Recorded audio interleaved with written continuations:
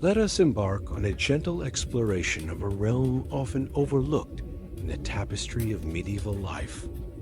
The intricate web of sumptuary laws that govern the very threads adorning human forms. These whispered edicts, like delicate brushstrokes on the canvas of history, shape the hues and textures of society's fabric. Tonight, we shall unfurl this ancient scroll with reverence, allowing each regulation to unfold before us like a carefully preserved garment. In the hushed chambers of time, sumptuary laws emerged as silent guardians of social order, their influence as subtle as the sheen on fine silk, yet as enduring as the sturdiest wool. These regulations, born from the minds of rulers and lawmakers, sought to weave a visible hierarchy into the very clothes people wore. Like a master tailor carefully selecting each stitch, these laws prescribed and proscribed, defining the boundaries of attire with meticulous precision. As we delve deeper into this realm of sartorial control, let us first cast our gaze upon the origins of these laws. In the quiet corners of medieval Europe, where the rustle of parchment mingled with the soft clink of coins, sumptuary laws took root. They grew from a desire to maintain social distinctions, to preserve the delicate balance of power that clothed the nobility in splendor, while draping the common folk in humbler garb. Picture, if you will, a world where the mere sight of a particular shade of purple could speak volumes about one's station in life, where the glint of gold thread in a garment might whisper tales of wealth and influence. These laws, like invisible hands, guided the needle and thread of countless tailors and seamstresses, ensuring that each stitch reinforced the established order. As we unfold this narrative, let us pause to consider the myriad ways in which sumptuary laws touched the lives of medieval people. From the lowest peasant to the mightiest monarch, none were exempt from their reach. In England, for instance, the gentle rustle of statute books tells us of laws that dictated the very fabrics one could wear based on annual income. Imagine the quiet contemplation of a merchant, weighing his profits against the allure of a fine woolen cloak, knowing that to don such a garment might invite not only admiration, but also scrutiny. In the soft light of history, we see how these laws extended beyond mere cloth and color. They reached into the realm of accessories, dictating the metals that could adorn one's person, the furs that could warm one's shoulders.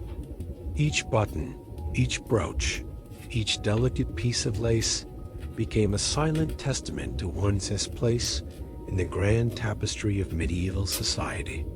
Yet, as with all things, the enforcement of sumptuary laws was not without its challenges. In the shadowy recesses of medieval streets, we could almost hear the whispered transactions of those who sought to circumvent these edicts. The quiet rustle of contraband silks, the muffled clink of forbidden jewels changing hands in the dead of night. These acts of defiance, small though they might have been, speak to the enduring human desire for self-expression, even in the face of rigid societal norms. As we continue our journey through this fascinating aspect of medieval life, let us turn our attention to the broader implications of sumptuary laws. Beyond their immediate impact on clothing, these regulations cast long shadows over the economic and social fabric of society. In the quiet workshops of weavers and dyers, we can imagine the ripple effects of laws that restricted certain materials or colors to specific classes. How might these edicts have shaped the very industries that clothed the medieval world? Moreover, in the hushed halls of power, sumptuary laws became tools of statecraft, wielded with precision to reinforce social hierarchies, and at times, to curb perceived excesses. We can almost hear the soft scratching of quills as lawmakers debated the merits of restricting gold embroidery or limiting the length of a nobleman's cloak. Each decision, each carefully worded statute, added another thread to the complex tapestry of medieval governance. As our exploration deepens, we find ourselves contemplating the role of sumptuary laws in shaping medieval identities. In a world where outward appearance spoke volumes, these regulations became silent architects of self-perception and social interaction. The gentle swish of a silk gown or the sturdy tread of leather boots carried within them coded messages, instantly recognizable to those versed in the language of medieval fashion. Yet, even as sumptuary laws sought to maintain rigid social boundaries, they inadvertently fostered creativity and innovation. In the quiet corners of medieval wardrobes, we can imagine the ingenious ways in which individuals sought to express their status and personality within the confines of these regulations. A cleverly placed embroidery, a subtle variation in cut or style, these small acts of sartorial rebellion whisper to us across the centuries, reminding us of the indomitable human spirit. As we near the end of our gentle journey through the world of medieval sumptuary laws, let us pause to reflect on their legacy. Though long since faded from legal books, the echoes of these regulations can still be heard in the subtle way society continues to use clothing as a marker of status and identity. In the soft rustle of modern fashion magazines or the quiet hum of high-end boutiques, we can detect faint traces of those ancient edicts that once governed the very fabric of medieval life. In closing, let us take a moment to appreciate the complex tapestry that sumptuary laws wove through medieval society. Like intricate embroidery on a fine garment, these regulations added depth and texture to the social fabric, their influence extending far beyond mere clothing. As we gently fold away this chapter of history, we are left with a profound appreciation for the power of dress to shape, define, and sometimes defy the very structures of society. And so, as the last echoes of our exploration fade into the quiet of night, we are reminded that the stories woven into the clothes we wear are as rich and varied as the threads that bind them. In the soft glow of historical reflection, we see that sumptuary laws, for all their rigidity, were but one part in the vast, ever-changing tapestry of human expression and social order. Let us carry this knowledge with us, a gentle reminder of the enduring power of cloth and color to tell our stories, shape our identities, and connect us to the long, winding thread of human history. Our scene begins in the mists of antiquity, where the threads of civilization were first woven into the fabric of society. In the grand halls of ancient Rome and the bustling forums of Greece, leaders and philosophers pondered the delicate balance between personal expression and societal harmony. It was here, in these cradles of Western civilization, that the gentle origins of sumptuary laws first took root. Picture, if you will, the Roman Senate in 215 BC, its marble columns echoing with hushed debates. The air is thick with concern, not for conquest or glory, but for the very fabric of their society, quite literally. Senators, draped in togas of varying degrees of ornamentation, discuss the merits of regulating the length of a woman's gown or the weight of her jewelry. These were not arbitrary decrees born of malice or control, but rather thoughtful attempts to preserve economic stability during times of great strain. As we drift through the corridors of time, these early sumptuary laws whisper to us of a society grappling with change. They speak not of punishment, but of preservation, a desire to maintain social order and economic prudence in the face of shifting fortunes. The concept, like a delicate perfume, wafts through the ages, carried on the winds of trade and cultural exchange. In the tapestry of medieval Europe, we find these threads of regulation woven more tightly into the social fabric. Monasteries, those bastions of learning and contemplation, became unexpected champions of sartorial simplicity. Within their stone walls, monks and nuns embraced modest attire not as a restriction, but as a liberation from worldly concerns.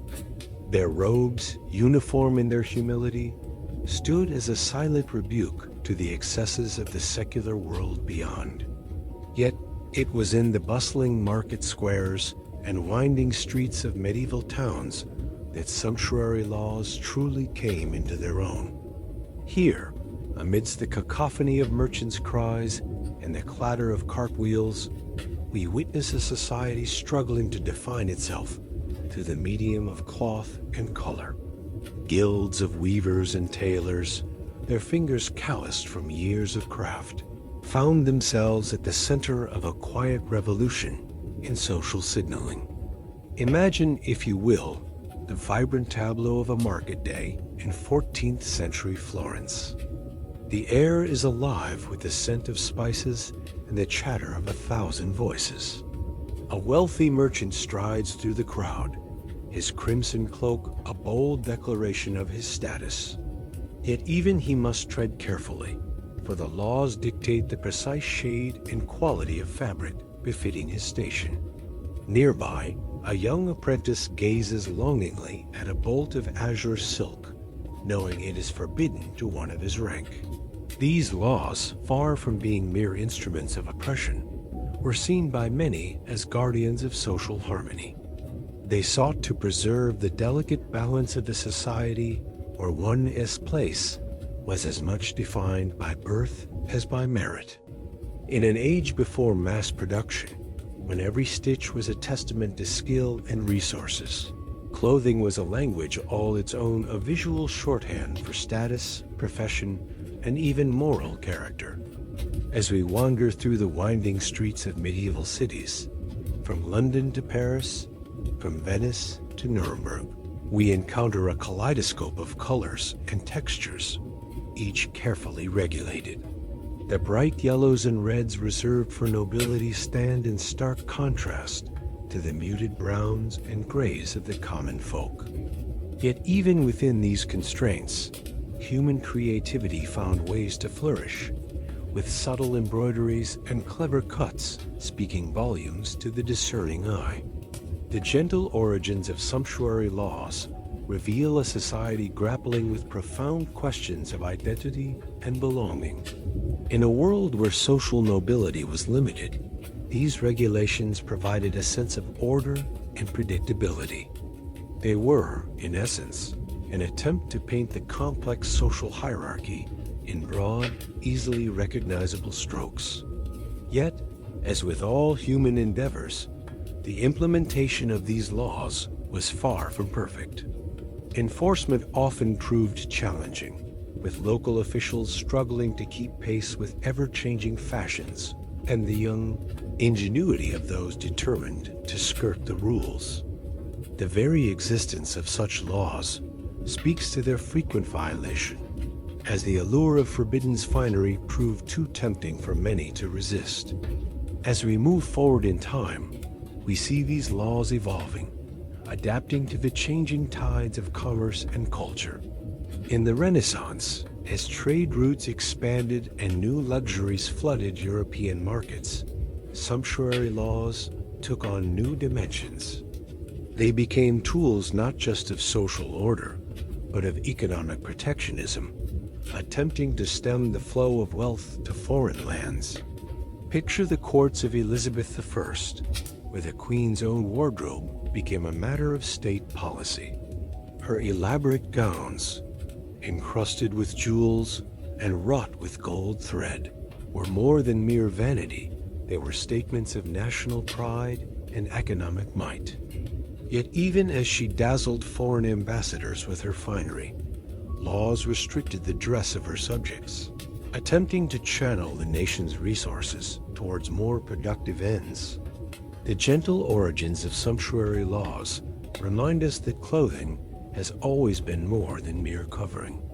It is a language, a system of symbols through which societies define themselves.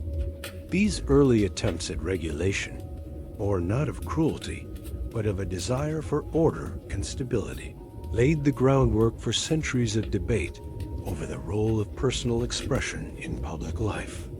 As we close this chapter of our journey through the annals of fashion history, we are left to ponder the echoes of these ancient decrees in our modern world. Though the strict sumptuary laws of old have faded into memory, their spirit lives on in the unwritten codes that still govern our choices of attire. From boardrooms to classrooms, from courtrooms to red carpets, we continue to navigate the complex interplay between individual expression and societal expectations. The gentle origins of sumptuary laws, those whispered debates in Roman halls and medieval marketplaces, remind us of the enduring power of clothing to shape our world. They speak to us across the centuries, inviting us to consider the deeper meanings woven into the very fabric of our lives. As we don our own chosen garments each day, we participate in a dialogue as old as civilization itself, a conversation about who we are, both as individuals and as members of a greater whole. We step into a world where the very threads that clothe you speak volumes of your place in society. Picture the bustling streets of a medieval town where every passerby's attire tells a silent story. The coarse wool of a peasant's tunic, rough against the skin, yet sturdy enough to withstand long days of labor. Contrast this with the whisper-soft touch of silk adorning a nobleman's doublet, a fabric so precious it's worth its weight in gold. But it's not just the material that matters. Colors, too, play their part in this intricate dance of status. Imagine a sea of muted browns and grays, punctuated by flashes of vibrant hues, each one a carefully guarded privilege. The deep, rich purple of royalty, so tightly controlled that even the wealthy merchant's wife must think twice before donning a shade too close to that sacred hue. These are not mere fashion choices, but laws etched in parchment and enforced with an iron fist. Sumptuary laws, they're called a complex web of regulations dictating who can wear what, when, and how. It's a world where your wardrobe could land you in hot water faster than any spoken word. Let's delve deeper into this fascinating realm of fabric and finery. The humble wool backbone of medieval clothing wraps all in its warm embrace. From the lowest serf to the wealthiest merchant, wool is a constant companion. But even here, distinctions are made. The fine, soft wool of a merchant's cloak stands in stark contrast to the rough, undyed fabric of a peasant's smock. Linen, too, finds its place in this hierarchy. Crisp and cool, it's a favorite for undergarments across all classes. Yet the quality varies wildly from the coarse, homespun shifts of the poor to the fine, almost translucent linen favored by the nobility for their shirts and chemises. But it's silk that truly separates the wheat from the chaff. This lustrous fabric, imported at expense from distant lands, is the ultimate symbol of wealth and power. To wear silk is to announce to the world that you are someone of consequence. The rustle of a silk gown as a lady passes by is enough to turn heads and spark whispers of admiration or envy. And then there's velvet plush, sumptuous, and utterly forbidden to all but the highest echelons of society. Running your hand over a velvet sleeve is like touching a piece of heaven, a tactile reminder of the vast gulf between the haves and the have-nots. Yet it's not just the fabric itself that matters, but how it's adorned. Gold thread, glittering in the sunlight as it traces intricate patterns across a nobleman's jerkin. Silver lace, delicate and ethereal, edging the neckline of a lady's gown. These precious metals, woven into clothing, are the ultimate status symbols and the ultimate targets for sumptuary laws. Imagine the audacity of a wealthy merchant's son, strutting down the street in a doublet embroidered with gold thread. The scandal, the outrage. It's not just a fashion faux pas, it's a crime, punishable by hefty fines or public humiliation. The law is clear. Gold embroidery is reserved for the nobility and royal family alone. Colors, too, are strictly regulated. That deep, regal purple we mentioned earlier, it's not just a fashion choice, it's a royal prerogative. The dye used to create this hue is so rare and expensive that its use is restricted to the highest ranks of society. Even a wealthy merchant caught wearing a shade too close to royal purple could find himself facing serious consequences. Crimson, that vibrant, passionate red, is another closely guarded hue. It speaks of power, of passion, of the very lifeblood that courses through our veins. But wear it without the proper rank, and you might find yourself bleeding coins into the city's coffers as punishment. And what of blue? That color of sky and sea, seemingly so ubiquitous in nature?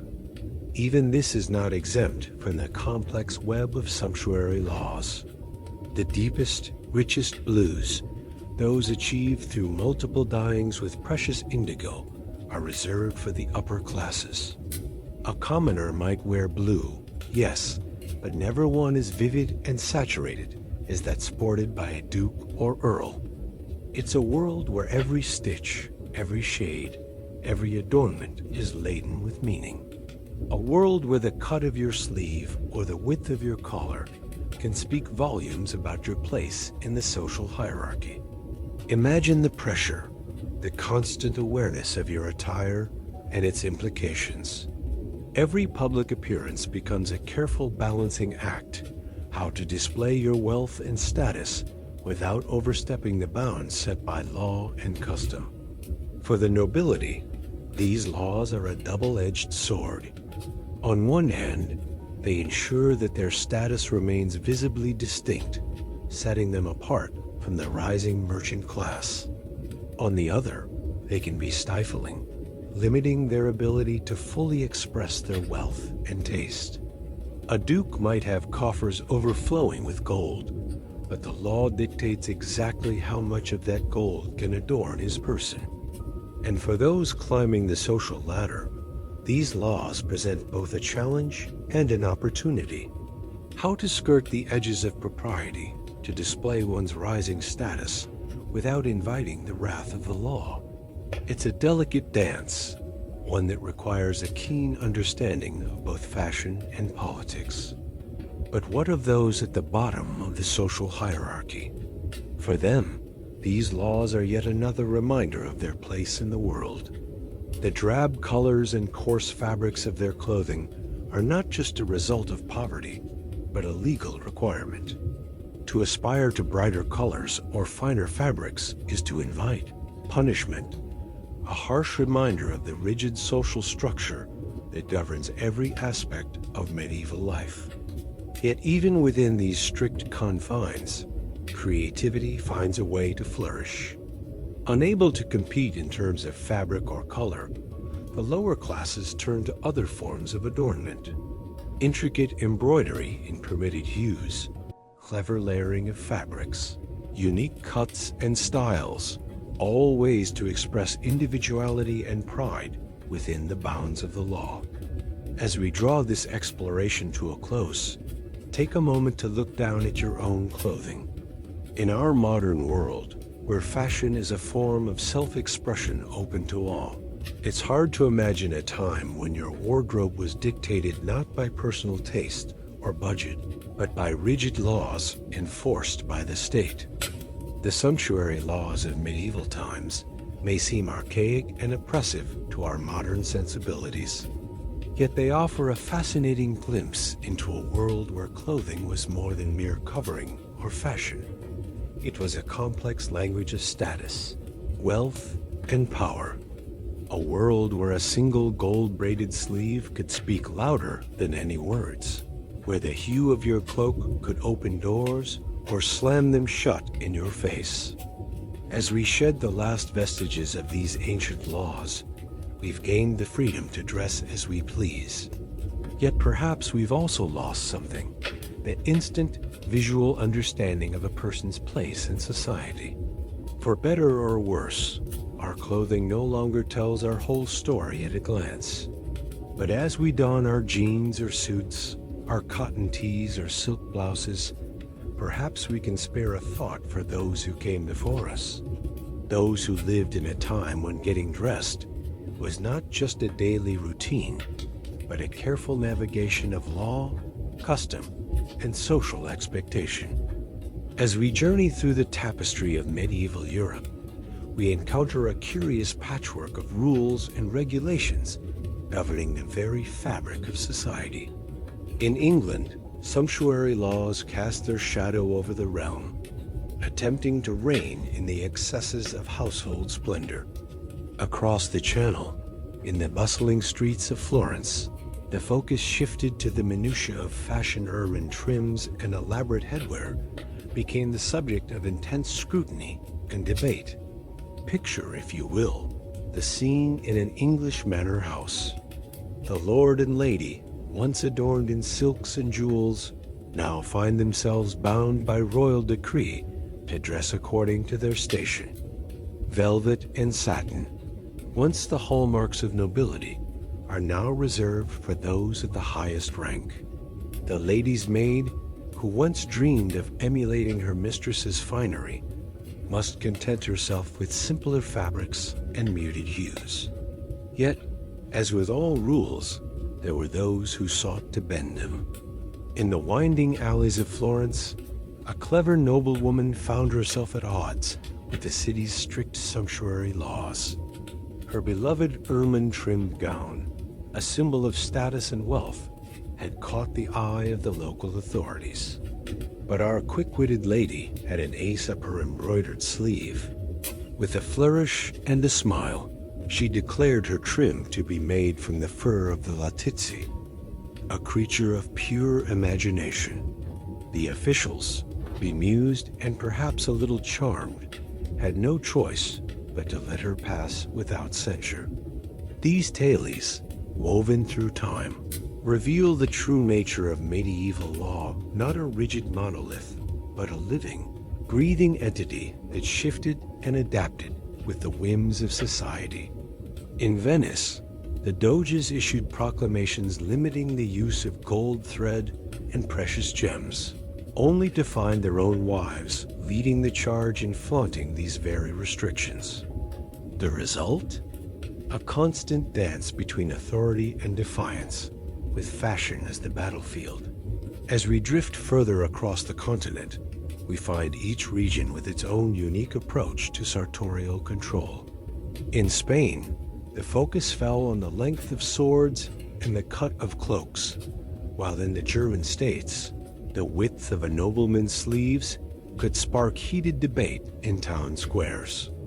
These laws, ostensibly aimed at preserving social order, often reveal deeper anxieties about changing times and shifting power dynamics. Consider the plight of the rising merchant class, their coffers swelling with newfound wealth. In many cities, these nouveau rich found themselves caught between their desire to display their success and the rigid hierarchies that sought to keep them in their place. A Venetian merchant might commission a splendid silk robe, only to find himself barred from wearing it in public. The result? A thriving black market in forbidden finery, with clandestine fittings and hushed transactions taking place behind closed doors. Yet for all their attempts at control, these laws often proved as porous as the finest lace. In the courts of France, where fashion reigned supreme, even the most stringent edicts could be circumvented with a well-placed bribe or a clever interpretation of the rules. A courtier might argue that his diamond-encrusted buttons were not mere ornaments, but essential fastenings for his doublet, thus sidestepping restrictions on jewelry. The enforcement of these laws, too, was a matter of delicate balance. In some cities, specially appointed officials roamed the streets, measuring the width of hems and counting the pearls on ladies' headdresses. Yet their zeal was often tempered by practical considerations after all. Who would dare accuse the wife of a powerful guildmaster of overstepping her sartorial bounds?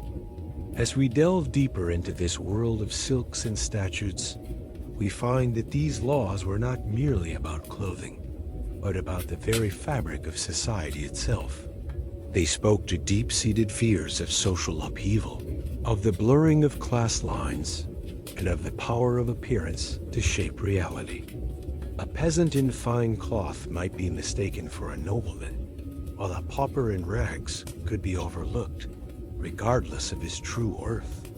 In the bustling markets of medieval cities, these laws created a complex ecosystem of trade and subterfuge.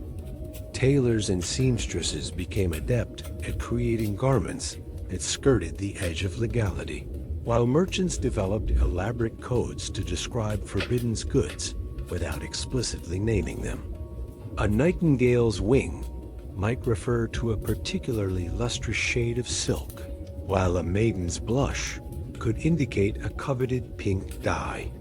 Yet for all their complexity and contradiction, these laws also sparked innovation. Unable to rely on ostentatious displays of wealth, the truly fashionable turned to subtler forms of distinction. The cut of a sleeve, the drape of a cloak, or the particular shade of a dye became markers of taste and refinement. In this way, sumptuary laws inadvertently gave birth to new forms of sartorial expression, proving that creativity often thrives under constraint.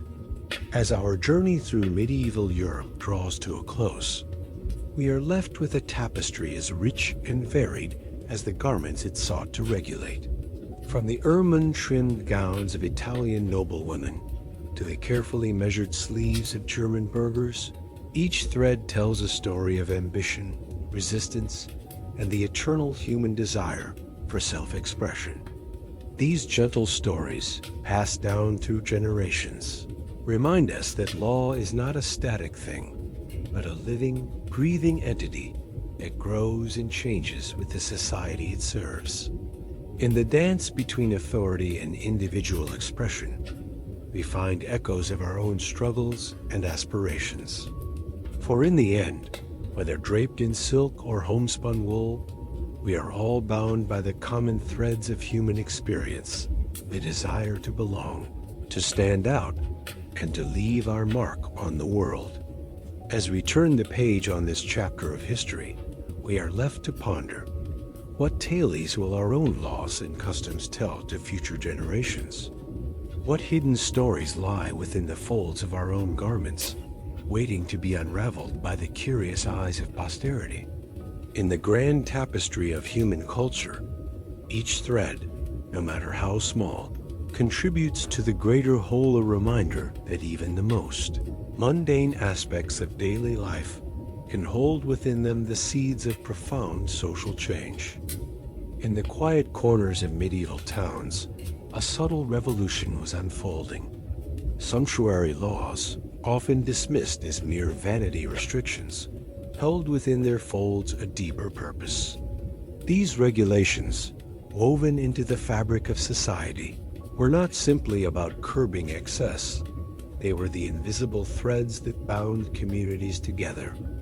As the sun rose over cobblestone streets, local artisans would begin their day, their hands calloused from years of dedicated craft. The clatter of looms and the rhythmic thud of dye vats filled the air, a symphony of industry that echoed through narrow alleyways. These sounds were the heartbeat of a local economy, protected and nurtured by laws that seemed, on the surface, to be about nothing more than hemlines and hat feathers. But look closer, and you'd see the true intent behind these edicts. By limiting the import of luxurious silks from distant lands, or restricting the use of exotic furs, These laws created a cocoon around local industries. Weavers found their homespun wool in higher demand as nobles and merchants alike turned to domestic sources for their attire. Dyers experimented with local plants, coaxing vibrant hues from humble roots and leaves, their creativity flourishing within the boundaries set by decree. These laws were not chains, but rather gentle guides.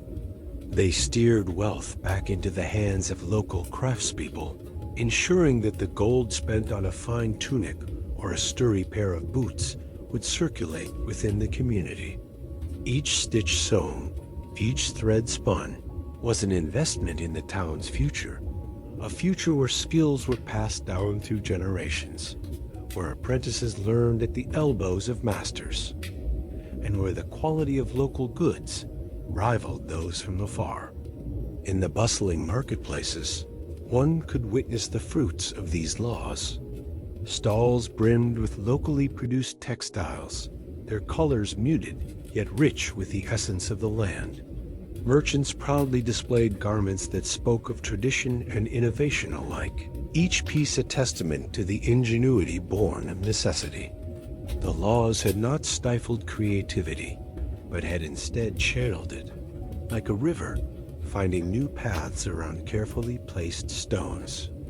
As nobles and commoners alike donned their locally sourced attire, they wore not just clothes, but a shared identity. The fabrics that draped their forms were a tangible connection to their community, a silent declaration of belonging. In every fold and seam lay the story of their town, their people, their collective endeavor to thrive amidst the challenges of a changing world. The economic rustle of these laws was felt far beyond the textile industry. Tanners found renewed purpose in their age-old craft as the demand for local leather goods surged. Milliners and hat makers saw their fortunes rise, their creations adorning the heads of those who might once have sought more exotic headwear. Even the humble shoemaker found new respect, as feet that might have yearned for foreign slippers instead embraced the comfort of familiar craftsmanship. Yet these laws were not without their complexities. They walked a fine line between protection and restriction, between nurturing local talent and stifling global influences.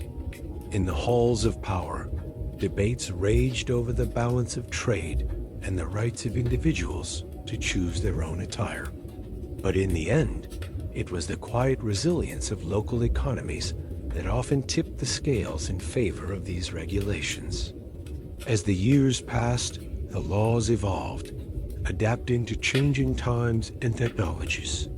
But their core purpose remained: to create a safety net for local artisans, to preserve skills that might otherwise be lost to the tides of cheaper, mass-produced goods. They were a reminder that true wealth lay not just in gold and silver, but in the knowledge and abilities passed down through generations. In the twilight hours, as shops closed their doors and artisans set aside their tools, the true impact of these laws could be felt. Families gathered around tables, their meals bought with wages earned from honest labor. Children listened to tales of their parents' crafts, dreams of future mastery dancing in their young minds. The community, bound together by threads both literal and figurative, rested easy in the knowledge that tomorrow would bring another day of purpose and pride in their work. These sumptuary laws, often misunderstood and sometimes resented, were in truth a delicate tapestry of economic foresight. They were not meant to oppress, but to uplift, to ensure that the skills and traditions that defined a community would not be lost in the rush towards the new and exotic.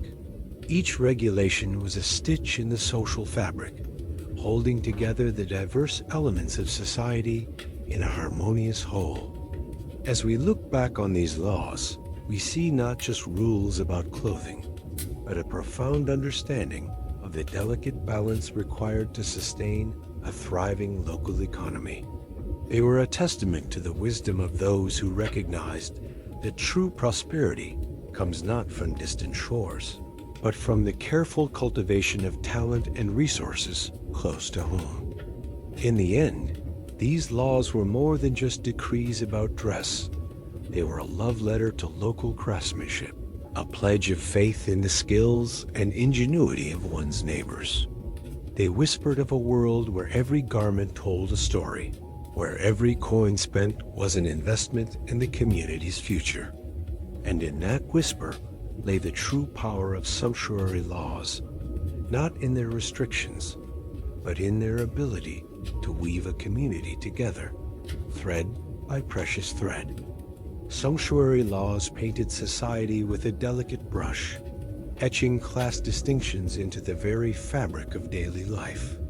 The wealthy draped themselves in silks and furs, their garments a silent proclamation of status. Commoners, bound by decree, donned rougher cloth and muted hues. Each thread, each stitch, whispered of one's place in the grand tapestry of society. In the bustling streets of medieval towns, a visual ballet unfolded. Nobles strode confidently, their long robes sweeping the ground, a testament to their elevated position. Merchants, ever ambitious, pushed boundaries with hints of finery, teetering on the edge of what was permissible. Artisans and laborers moved through the crowd in simpler attire, their clothing practical, yet constrained by law. Women's fashion became a battleground of propriety and power. Highborn ladies adorned themselves with intricate headdresses and flowing gowns, the length of their trains a measure of their husband's wealth. Yet even they faced restrictions. Sleeves could not billow too wide, hems could not trail too far.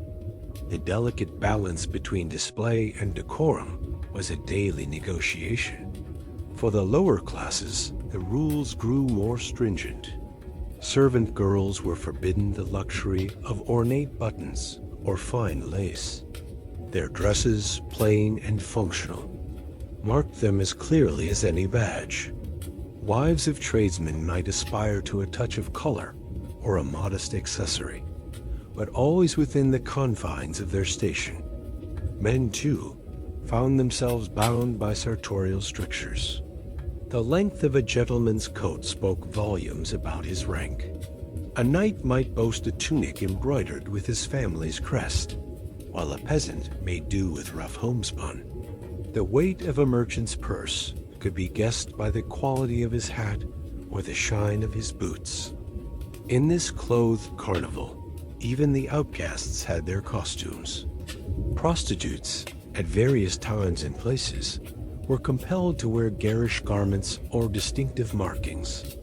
Bright yellow sashes or red-striped hoods set them apart, a visual warning to the virtuous and an advertisement to the wayward. The enforcers of these laws, town officials, and moral guardians, prowled the streets with measuring rods and keen eyes. A sleeve too wide, a hem too long, could result in fines or public shaming. The wealthy sometimes flouted these rules, paying penalties as a form of conspicuous consumption. For the poor, however, such transgressions could be ruinous. Religious leaders often championed sumptuary laws, seeing in them a tool to combat vanity and excess. Preachers thundered from pulpits against the sin of pride, while lawmakers penned ever more detailed regulations. The line between piety and social control blurred, as cloth became both moral and political currency. In the courts and palaces, a more nuanced game played out. Courtiers navigated a maze of unwritten rules, their every accessory a calculated move in the game of influence.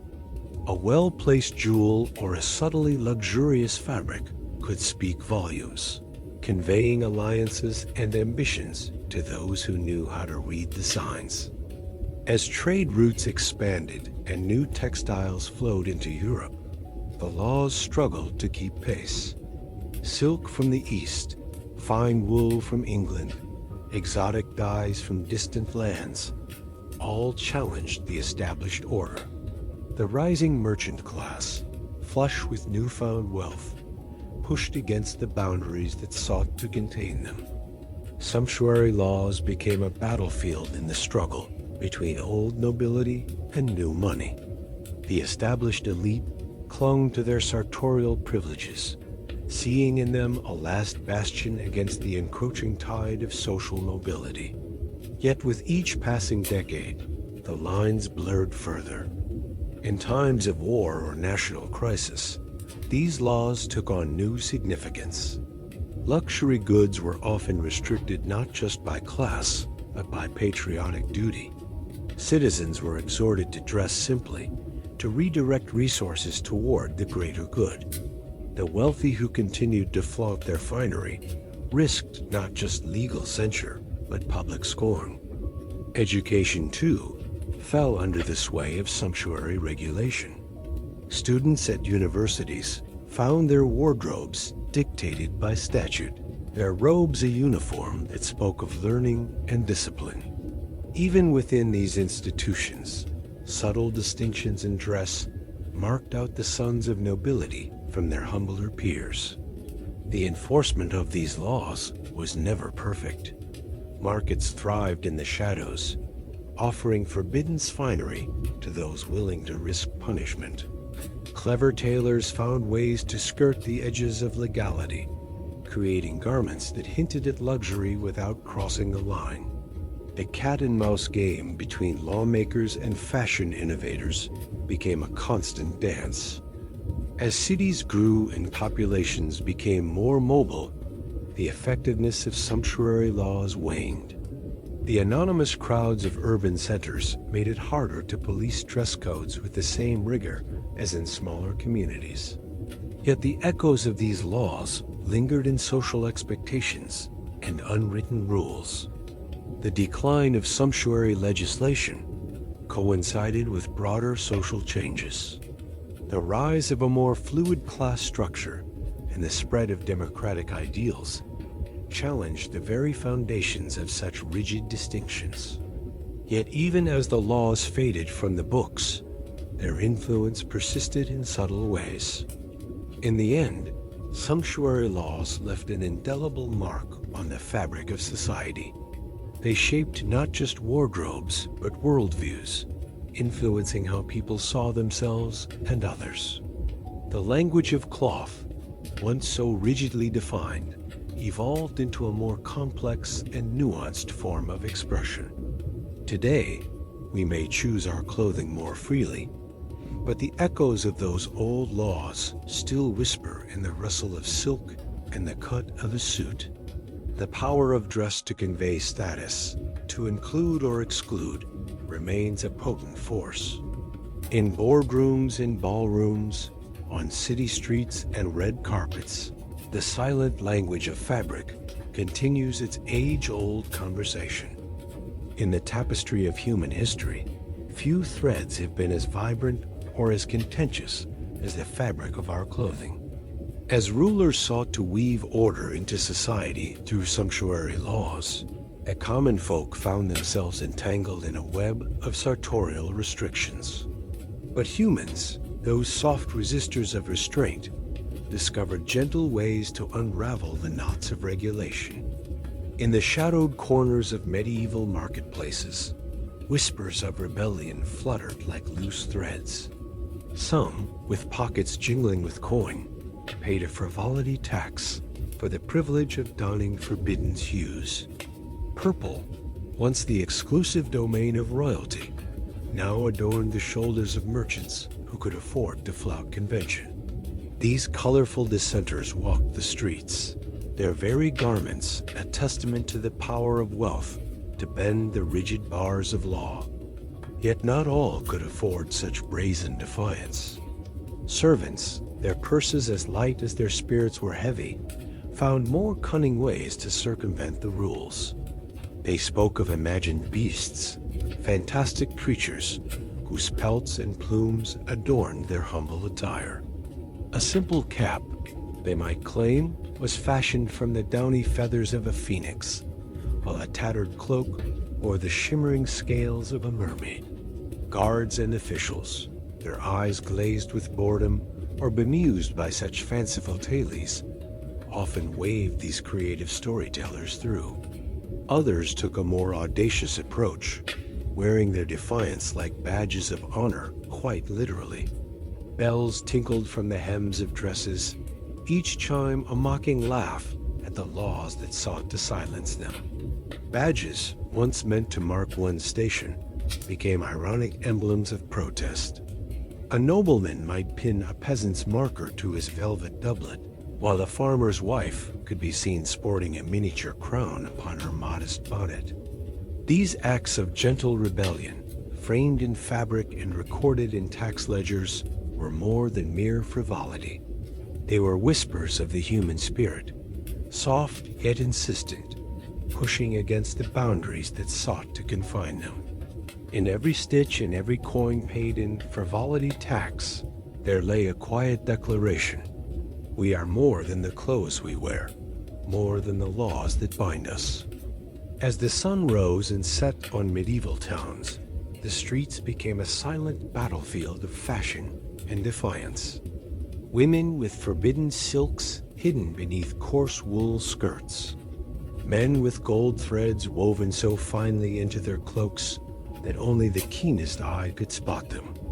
Each garment a small victory, each wearer a warrior in a war, fought not with swords, but with needles and dyes. The authorities, for their part, found themselves in an endless game of cat and mouse. For every new law passed, a dozen loopholes were discovered. Tailors became as skilled in the art of legal interpretation as they were in cutting cloth. A sleeve, they might argue, was not truly slashed if the cuts were made before the garment was sewn together. A piece of jewelry wasn't truly gold if it had been plated with a thin layer of brass. In the courts and council chambers, debates raged. How could one define the exact shade of crimson that crossed the line from acceptable to illegal? What precisely constituted an excessive number of pearls on a gown? The more specific the laws became, the more creative the populace grew in finding ways around them. Yet even as the battle of wits and wardrobes continued, a subtle shift began to occur. Some rulers, weary of the constant struggle, began to see the futility in their efforts to control every thread and button. Others recognized the potential for profit in this sartorial rebellion. Taxes on luxury goods filled coffers, while fines for infractions provided a steady stream of income. Gradually, in some regions, the strictest of the sumptuary laws began to loosen. Not with a grand proclamation or a ceremonial burning of statute books, but with a quiet acknowledgement of the resilience of human nature. The laws remained on the books, gathering dust like old garments in an attic, while the streets below bloomed with colors once forbidden. This is not to say that all restrictions vanished overnight. Class distinctions remained, etched in fabric and fashion, as surely as they were in stone and title. But the lines blurred, softened by the persistent push of human creativity and desire. A merchant's daughter might wear a gown that echoed the style of a noblewoman, while a lord's son could be seen in the practical garb of a tradesman. In this gradual evolution, we see reflected the broader story of human progress. Not in grand revolutions or sweeping changes, but in the small, daily acts of defiance and negotiation. Each person who paid a frivolity tax, each servant who spun a tale of mythical beasts, each wearer of mocking bells and badges, all were participants in a quiet revolution. Their legacy lives on, not just in the freedom we now enjoy in our choice of dress, but in the very spirit of gentle rebellion that continues to shape our world. For in every era, there are those who seek to impose order through restriction, and those who find creative ways to express their individuality and humanity. As we look back on this chapter of history, we see more than just a tale of clothing and class. We see the indomitable human spirit, forever seeking expression, forever finding ways to bloom, even in the most restrictive of environments. In the end, it was not the laws that defined the people, but the people who redefined the very notion of law and order. And so, as we don our own chosen attire each day, we carry with us the echoes of those long-ago rebels. In every bold color, every personal adornment, we whisper our own quiet defiance against the forces that would seek to constrain us. For we are, as they were, soft resistors of restraint, forever finding gentle ways forward, our spirits as vibrant and uncontainable as the hues once reserved for royalty alone. As we weave the final threads of our journey through the tapestry of sumptuary laws, let us pause to reflect on the intricate patterns they've left behind. These regulations, once so rigidly enforced, now whisper to us from the folds of history, telling tales of society's past and the complex relationships between cloth and class, fashion and power. From the silken robes of ancient China to the sumptuous velvets of Renaissance Europe, sumptuary laws have stitched their way through the fabric of human civilization. They've been the invisible seams holding together social structures, the hidden hems defining the boundaries of status and identity. As we've explored, these laws were not mere frivolous decrees about frills and finery, but powerful tools wielded by rulers to shape the very essence of their realms.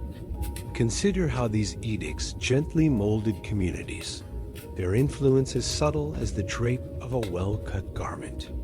In medieval England, a commoner's woolen tunic spoke volumes about their place in society, just as a nobleman's fur-trimmed cloak proclaimed his elevated status. These laws, practical in their intent, modest in their aims, sometimes veered into the realm of the absurd-like, forbidding certain lengths of shoe points or dictating the exact width of a sleeve. Yet, as we've discovered, sumptuary laws were far more than arbitrary restrictions. They were threads connecting the economic realities of nations to the cultural aspirations of their people. In times of war or scarcity, they became tools for resource management, ensuring that precious materials were not squandered on frivolous displays. During periods of prosperity, they served as barriers, preserving the delicate balance of power between social classes. The story of sumptuary laws is, in many ways, the story of human ambition and creativity. For every restriction imposed, there were those who sought to circumvent it, pushing the boundaries of fashion and social norms. The ingenuity of tailors and dressmakers, the cunning of merchants, and the determination of social climbers all played their part in this grand dance of defiance and compliance. As we've journeyed through time, we've seen how these laws adapted and evolved.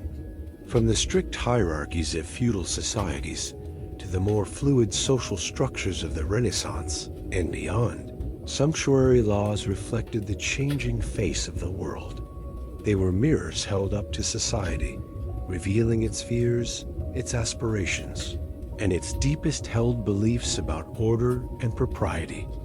In Japan, the elaborate kimono designs of the Edo period spoke not just of beauty, but of a complex system of social signifiers.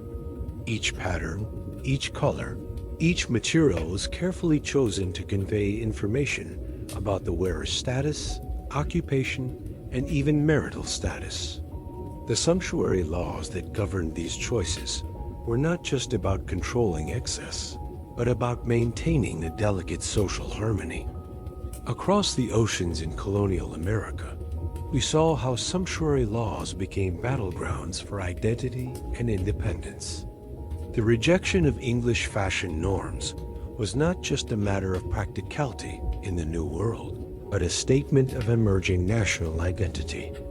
The homespun cloth of the American Revolution became a powerful symbol of resistance, a tangible rejection of the old order and its rigid class distinctions.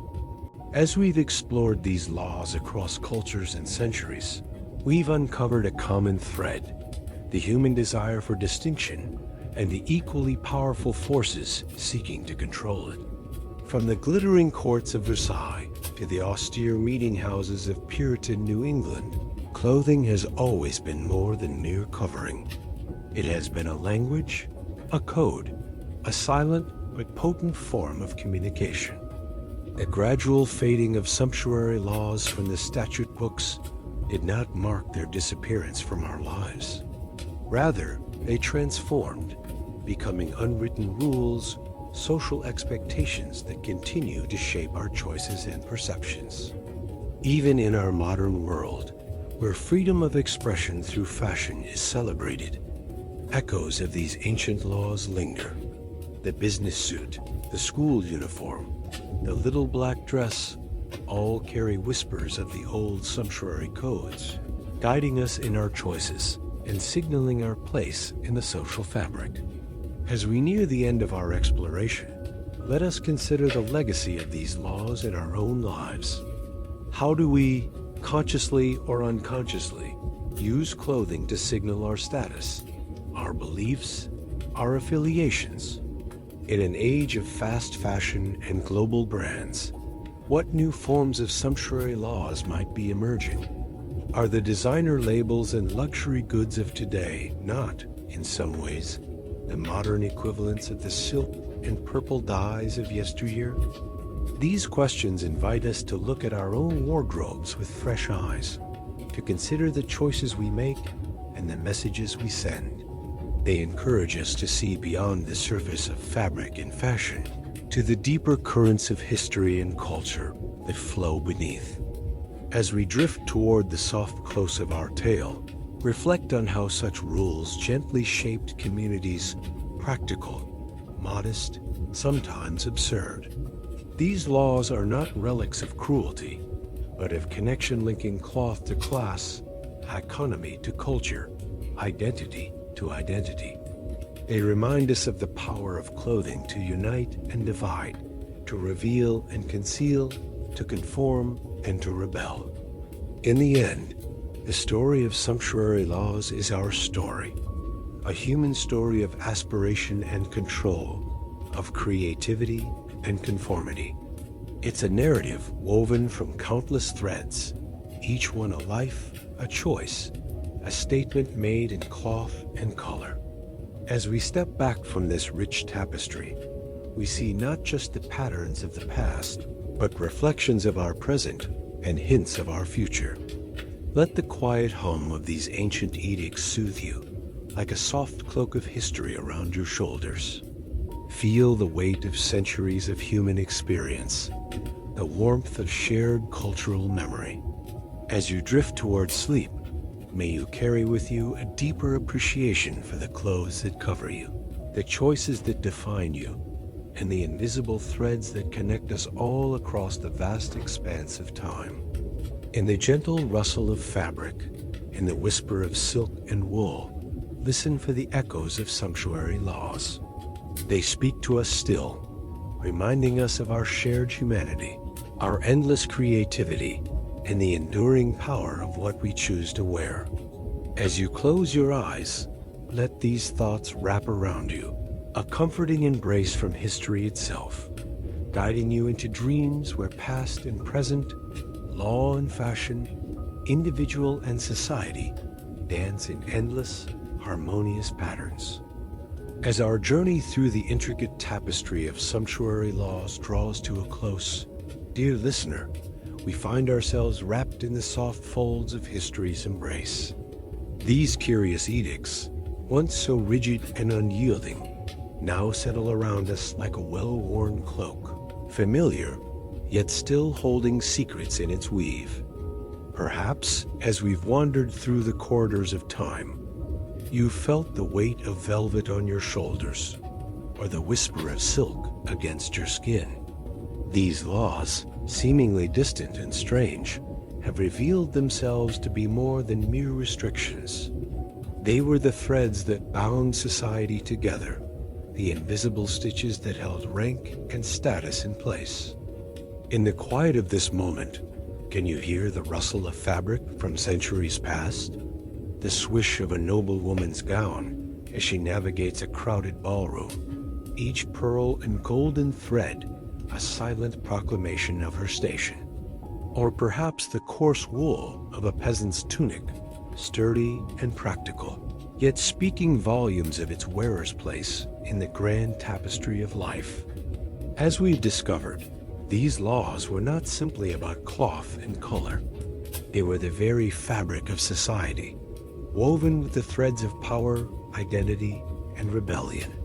In every carefully chosen garment, in every prohibitive hue or texture, we've seen the reflection of human nature, our desire to belong, to stand out, to rise above our station, or to proudly proclaim it.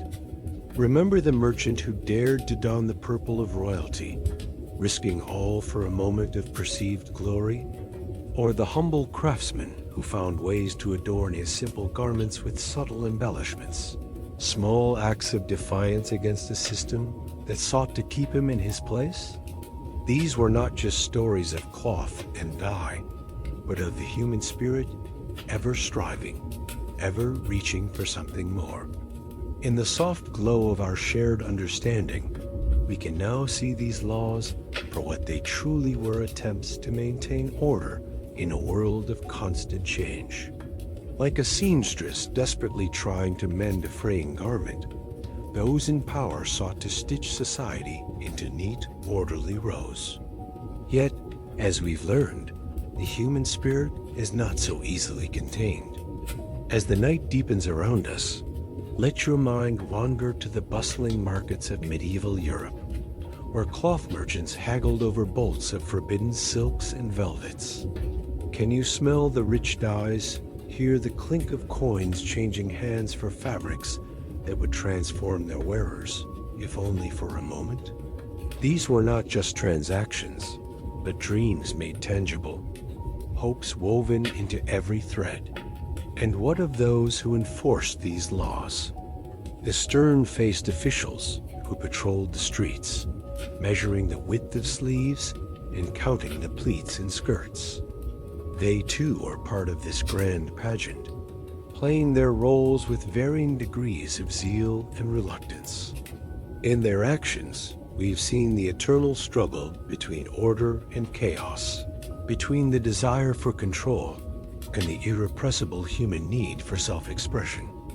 As our tale comes to its end, we find ourselves not at a conclusion, but at a new beginning. For the story of sumptuary laws is, in truth, the story of us all. It is a tale of aspiration and restriction, of creativity flourishing in the face of oppression, of the endless dance between those who would impose order and those who would break free of it. In the quiet of your room, as you listen to these words, perhaps you'll glance at your own wardrobe with new eyes. The clothes that hang there, chosen with care or thrown on in haste, are more than mere coverings. They are your own personal declarations, your silent rebellion or conformity, your place in the continuing story of human expression. The sumptuary laws may have faded into history, but their echoes remain. In the designer labels that adorn our clothes, in the uniforms that denote profession and rank, in the subtle signals we send with every choice of attire, we see their lingering influence. We are still, in our own way, governed by unwritten rules of dress, still using fabric and fashion to tell the world who we are or who we wish to be. As you drift towards sleep, let these thoughts settle around you like a comfortable blanket. The weight of history, the whispers of countless lives lived under the watchful eye of sumptuary laws, the endless creativity of those who sought to express themselves despite all restrictions. Let it all become part of you. In your dreams tonight, perhaps you'll walk the streets of ancient Rome, your toga marking you as citizen or senator. Or maybe you'll find yourself in the glittering court of Louis XIV, where a misplaced ruffle could spell social ruin. Wherever your sleeping mind takes you, know that you carry with you now a deeper understanding of the power of clothing, of the stories woven into every thread. And now, dear listener, our long thread has come to rest. The sumptuary laws so quiet, so peculiar fold gently behind us, like a garment laid to sleep in a cedar chest. Perhaps you found warmth in their strangeness. Perhaps you saw your reflection in the quiet efforts of those who wove their identity, one stitch at a time. Tonight, you too are wrapped in your own cloak of stillness, of calm, of understanding. The torches in the great hall are low. The pages of old law scrolls are closed. Outside, the village sleeps, and above, the stars have stitched their own soft pattern. There is no need to remember everything. Just let the stories rest with you. Let them settle like dust on velvet, soft and unnoticed. And as your breath slows and your thoughts fade into shadow, you may close your eyes now. You've listened well. Good night.